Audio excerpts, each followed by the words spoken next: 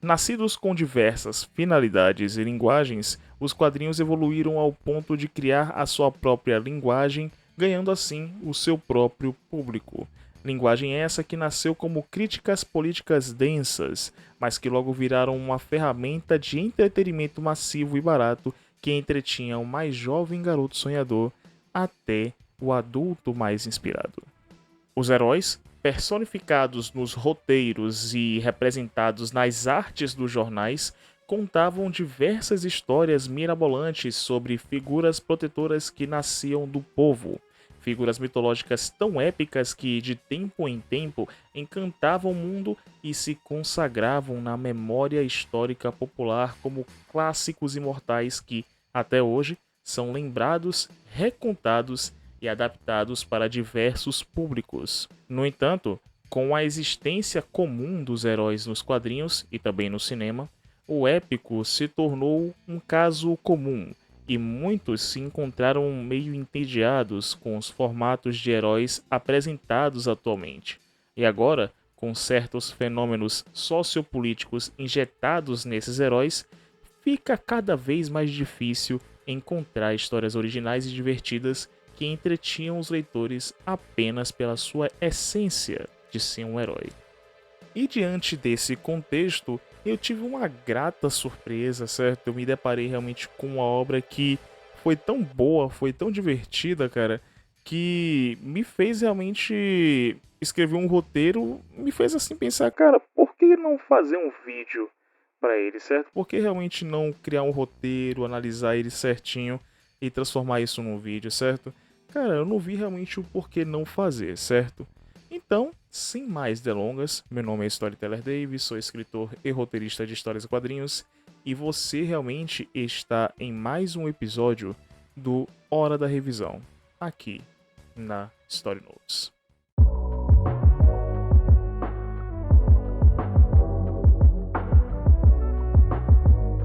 E atenção, se liga aí que é hora da revisão.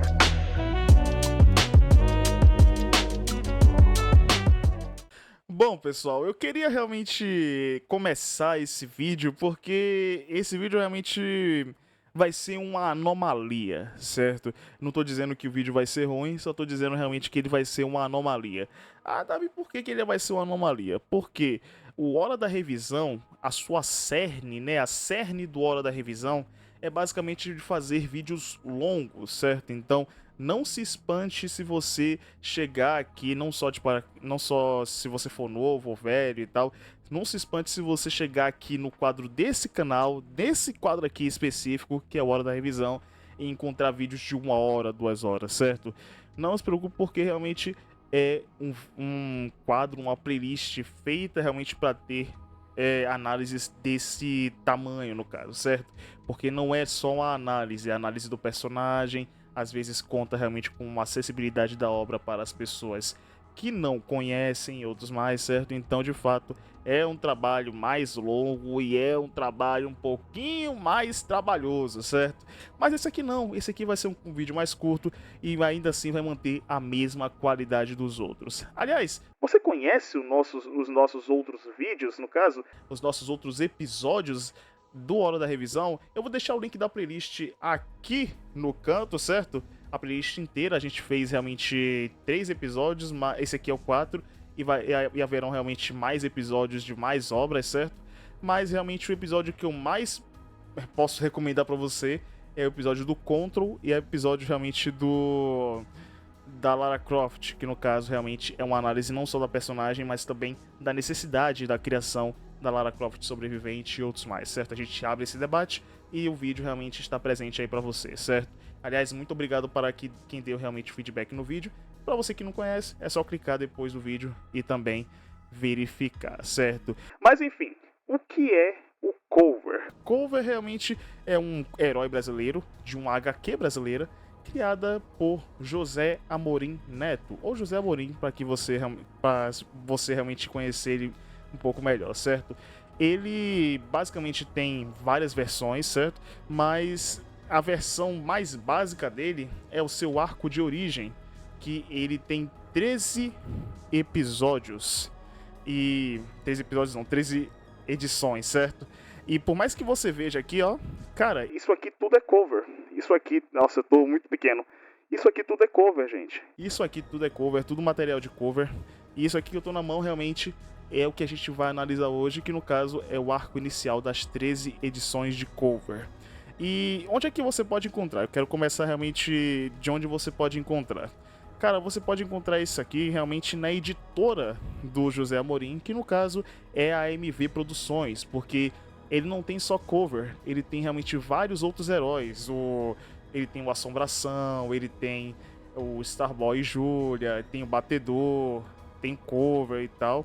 E atualmente, cara, eu acho que ele tá produzindo uma das obras que chamou bastante a minha atenção quando eu passei realmente no site da MV, que no caso é a Condutora. A Condutora realmente está em produção e atualmente ela lançou realmente a sua campanha no Catarse. Eu vou realmente estar ajudando essa campanha e recomendo que você faça o mesmo. Vou deixar realmente o link na descrição junto com o link da MV para você garantir não só as edições do cover, mas também os crossovers que ele faz. Então, de fato, acompanhe cover também e vamos analisar esse herói a partir de agora.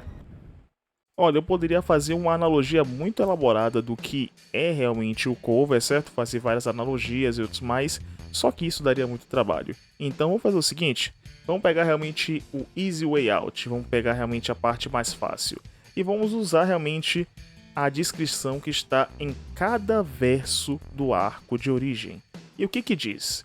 Ele diz que, abre aspas, William Banks era um rapaz comum, até ser forçado a se tornar uma cobaia de um estranho experimento que o faz ser hospedeiro de um tecido escarlate que manipula o corpo, ampliando suas possibilidades para além das capacidades humanas comuns.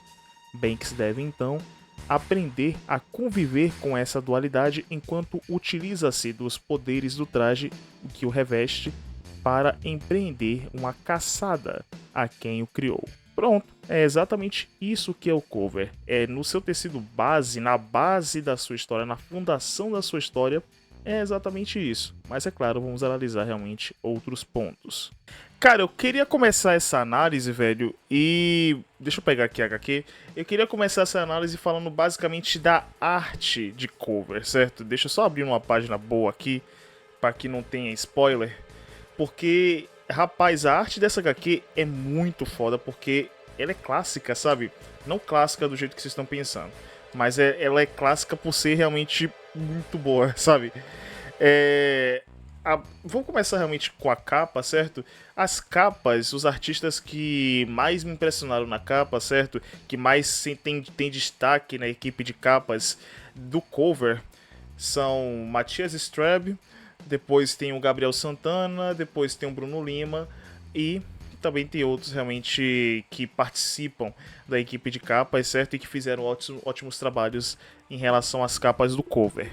E partindo realmente para as páginas, certo? Tem dois artistas que me chamaram muita atenção, certo?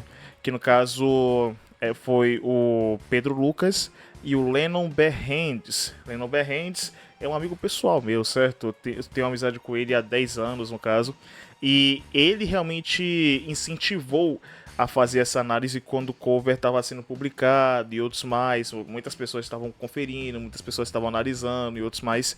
E ele basicamente me incentivou, tipo, eu posso dar realmente algumas descrições e tal, aquela coisa toda. Eu posso realmente apresentar o personagem, você analisa e outros mais, e você realmente faz a análise dele. Só que eu tava tão quebrado psicologicamente e financeiramente que eu não conseguia fazer nada. E ainda tinha mais, eu tinha problemas familiares, né? Ainda tenho, no caso, melhor dizendo. Mas eu tinha muitos problemas familiares para lidar, então de fato minha cabeça não tava muito boa para lidar com a análise, velho. Ele pediu umas 3 vezes, eu acho, para analisar durante a publicação do cover. Mas realmente não tinha como fazer essa análise, certo? Então era uma dívida que tava na Story Notes, ó, faz um tempo. E realmente... agora que eu tô podendo realmente fazer realmente essa análise propriamente dita, certo? E antes que falem realmente, certo? só porque o Lennon realmente é meu amigo e outros mais, certo? Muitos podem falar assim, dizendo: nossa, Dave, agora eu percebi o porquê que de repente você veio com esse vídeo. Agora eu percebi que você realmente só tá fazendo essa análise porque o seu amigo tá na HQ. Tá brincando comigo? Pegadinho? Não, tô brincando, falando sério. Não, velho, me respeita, não é isso não, cara. Eu vou fazer uma análise totalmente imparcial. Não vai ter nenhum pingo de imparcialidade aqui, certo? Porra, meu Deus do céu, cara. Vai ser a mesma coisa realmente quando lançar Regentes esse ano. As pessoas vão ler, e mesmo realmente que Lennon participe do livro, né, com artes e outros mais, certo? As pessoas vão analisar. Até mesmo conhecidos do Lennon vão analisar. Até José Amorim pode analisar, dar umas dicas e outros mais. Isso não vai mudar, porque é um livro como qualquer outro, um HQ como qualquer outro, é um produto como qualquer outro.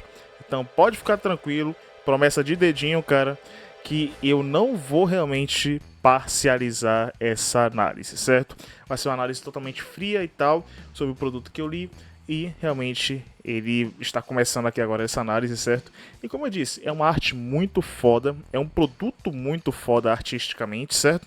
E de fato, velho, eu vou te falar, se eu for mostrar realmente qual é a minha capa favorita, velho, dessas 13 capas de 13 edições que eu li, brother, eu vou falar, velho. A minha melhor capa, velho, deixa eu só escolher aqui, velho. A capa do capítulo 2, né? A capa do capítulo 2. Essa que ficou linda pra caralho. Depois, realmente, tem a capa do capítulo 7, feita por Lennon, né, e tal, que eu curti pra caralho. A capa do capítulo 11, que essa aqui realmente até me deu algumas ideias e tal, ficou muito boa.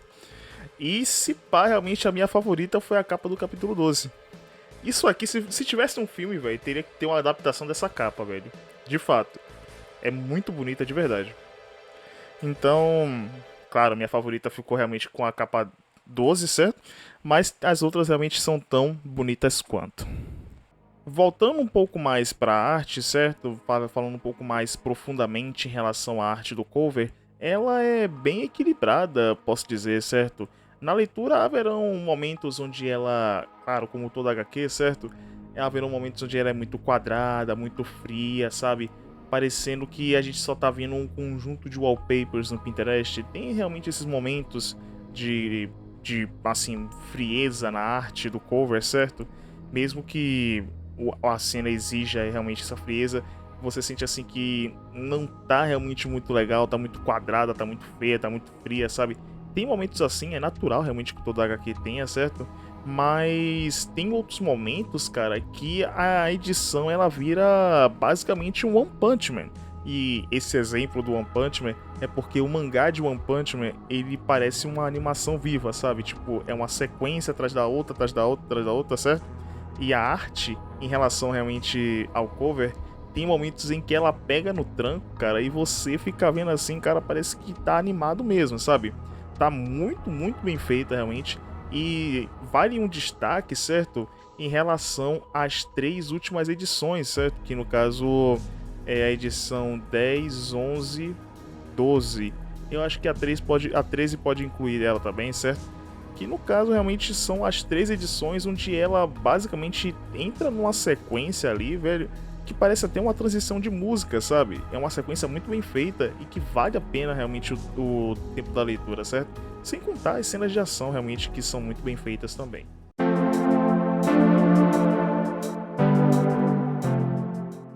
Em relação ao roteiro de cover, tem 2 pontos de vista no qual você pode ver o roteiro de cover.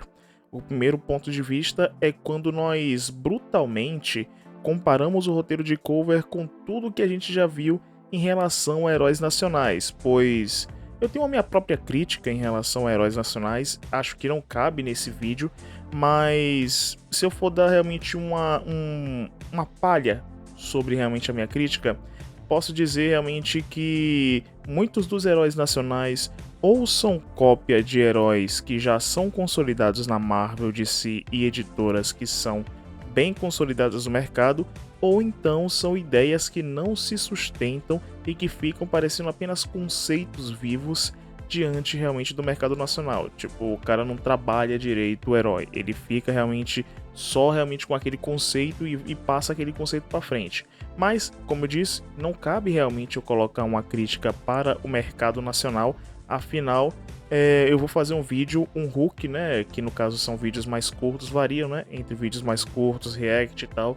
Então eu vou usar o espaço do Hulk, que é o nosso programa aqui na Story Notes, para falar um pouco mais sobre o circuito de heróis nacionais. Mas voltando realmente aos dois pontos de vista do cover, voltando aos dois pontos de vista que eu tava falando, tem esse primeiro ponto de vista que a gente compara brutalmente ao material de herói que nós temos aqui no Brasil, certo?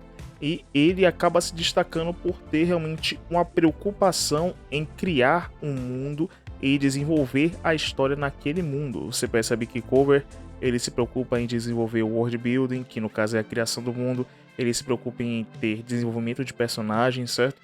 Ele se preocupa em ter realmente personagens carismáticos, ele se preocupa em time, ele se preocupa em cenas de ação, e você percebe realmente que só o ponto deles se preocuparem com isso, certo?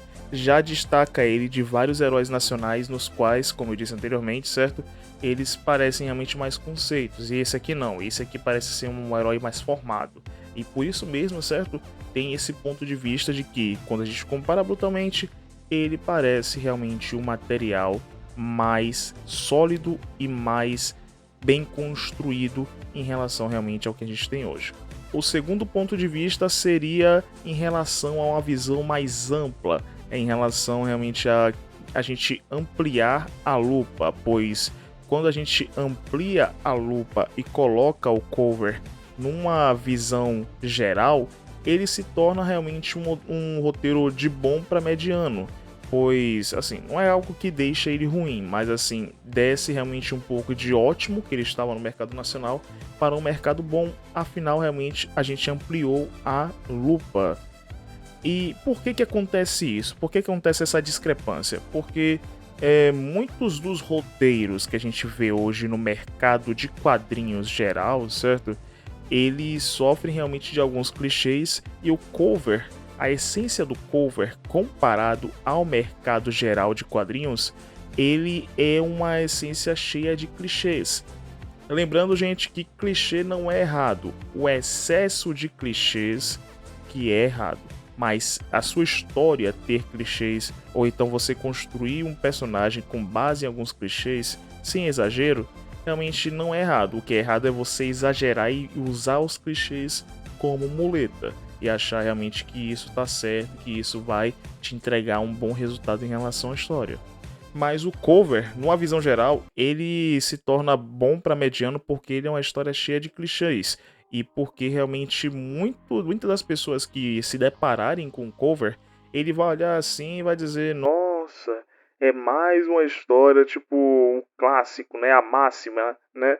Do personagem, tipo, um cientista maluco. Eu era um rapaz normal e eu tinha uma vida normal, e um cientista maluco foi lá e mudou a minha vida para sempre, me amaldiçoando realmente com uma pele ou com alguma coisa assim, sabe? Fica realmente meio piegas, né?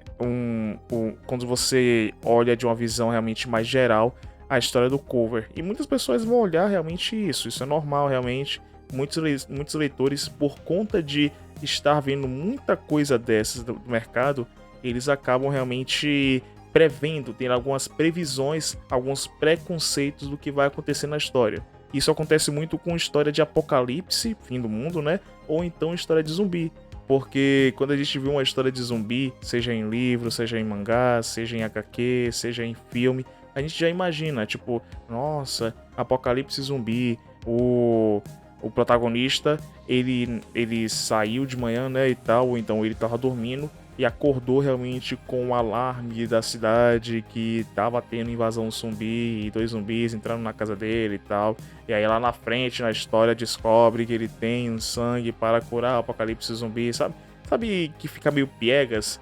Então, realmente, a história de zumbi, quando você olha de um contexto realmente mais amplo, ele fica meio piegas. certo? Porque você já tem realmente muitos preconceitos e porque realmente já tem muito deles no mercado.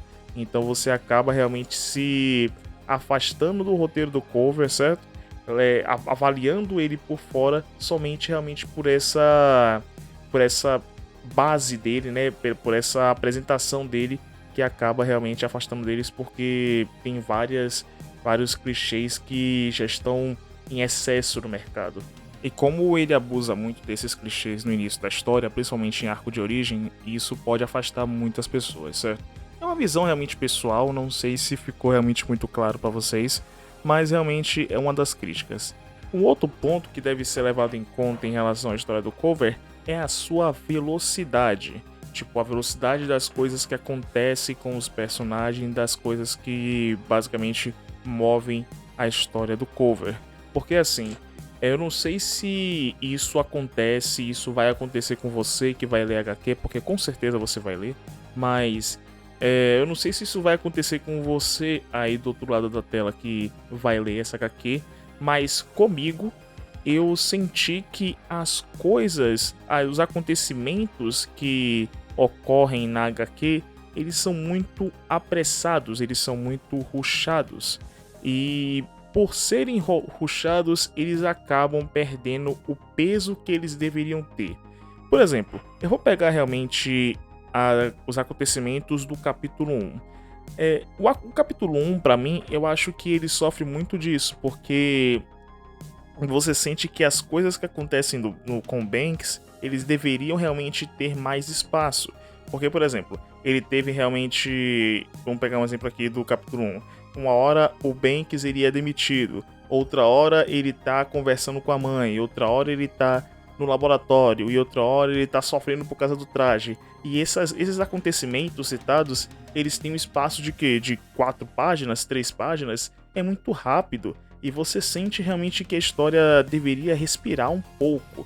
Então, se eu fosse o Amorim, eu teria realmente colocado essa história, eu teria terminado esse arco de origem por inteiro, né? Ele terminou em 13 edições, mas eu terminaria lá para umas 15 ou 16 edições, ou então colocaria o capítulo 1, né? A primeira edição, um pouco mais grossa, certo? Eu colocaria mais páginas na edição 1 para que a origem, né? O início da história, ele não desse aquela sensação de claustrofobia narrativa e que você sente assim, nossa, as coisas estão acontecendo muito rápido, preciso de tempo para processar isso, sabe? Eu preciso de tempo para sentir o peso, o impacto de cada ação, de cada ocorrido com Banks. Então, de fato, realmente é um dos temas que permeiam a história do cover. Ela é muito apressada e principalmente isso acontece no seu arco de origem. E é claro, sempre é bom citar, isso ele vai melhorando conforme o tempo. Posso dizer que assim que a partir do 3 as coisas começam a fluir com um pouco mais de suavidade. Mas mas a crítica fica. A crítica fica em relação realmente à história do William Banks. Mas fora isso, também tem realmente os seus personagens, que esses que a gente vai separar até uma parte dessa crítica da história, certo? Para falar especialmente deles.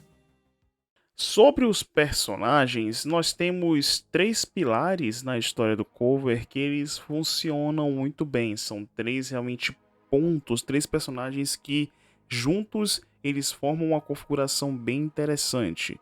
E que personagens são esses? O primeiro pilar, no caso, é o nosso William Banks, o nosso cover. O segundo é a Samantha. E o terceiro é o Dr. Philip Thanos. E eu queria realmente dar uma atenção falando um pouco mais da sinopse de cada personagem. Começando pelo nosso William Banks, o nosso cover, se você acompanhou o vídeo até aqui, percebeu realmente que a sinopse do cover ela já foi contada, pois se você realmente estiver lendo o cover e ver no verso de cada episódio, tem realmente uma sinopse da história. Essa sinopse, ela é basicamente a história do William Banks. E eu já coloquei a sinopse na tela, certo? Então se você pausou para ler e tal, você acabou já lendo a sinopse do nosso querido William Banks, que é o nosso cover. Já partindo para o nosso segundo pilar, que no caso é a Samantha tem uma história bem legal que eu vou contar aqui para vocês, certo?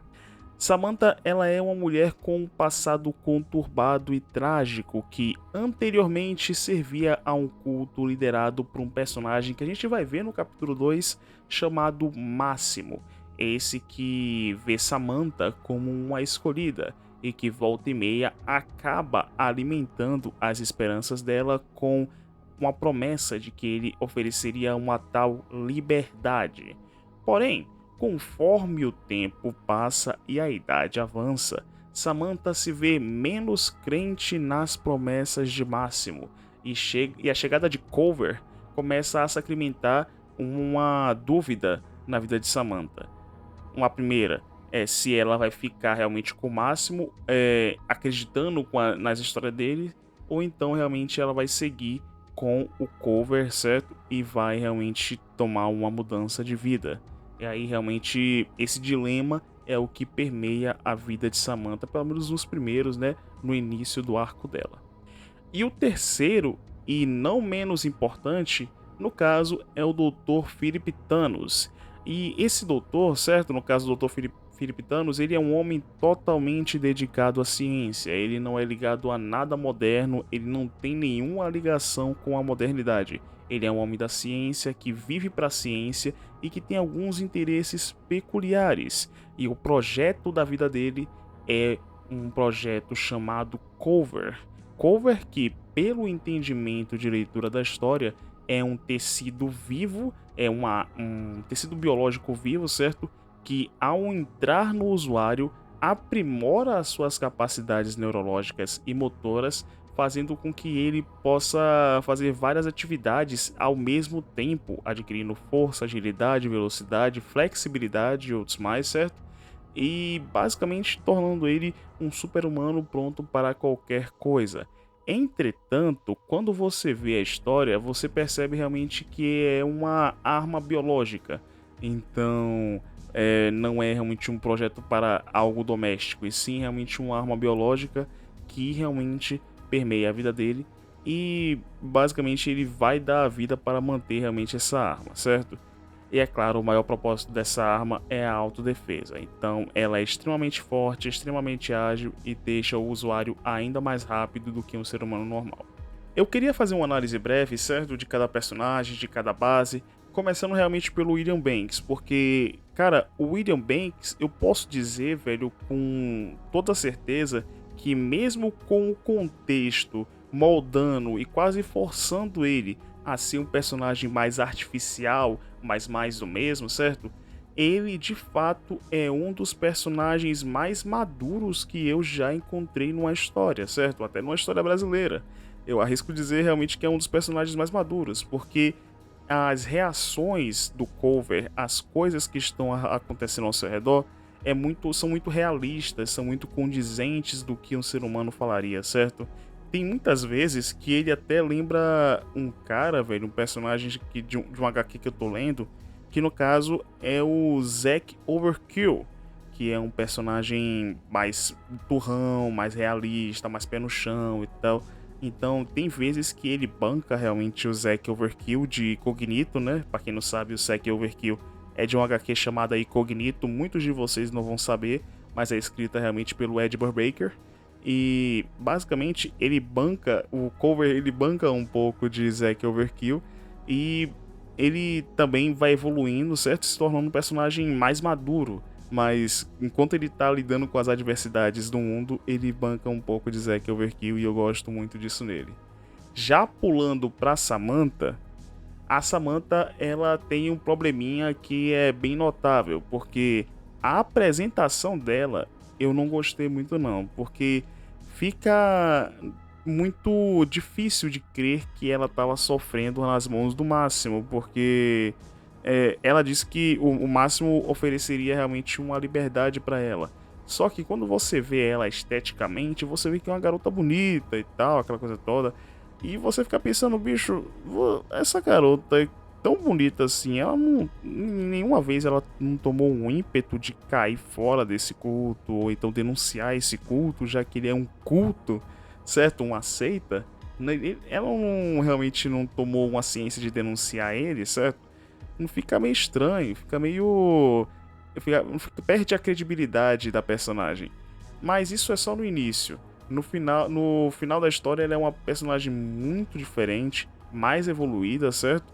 E o trabalho que é feito com ela oculta qualquer tipo de dúvida que a gente deixou lá no capítulo 2, certo? Então, é só essa apresentação que eu achei um pouquinho estranha, certo? Muito deve ser por conta da velocidade da história, certo? Não acho que faltou um pouco de tempo para desenvolver ela. Mas realmente continua sendo uma personagem boa e ela vira outra personagem com a qualidade incrível de escrita, certo? Já o Dr. Philip Thanos, ele é um personagem mais básico.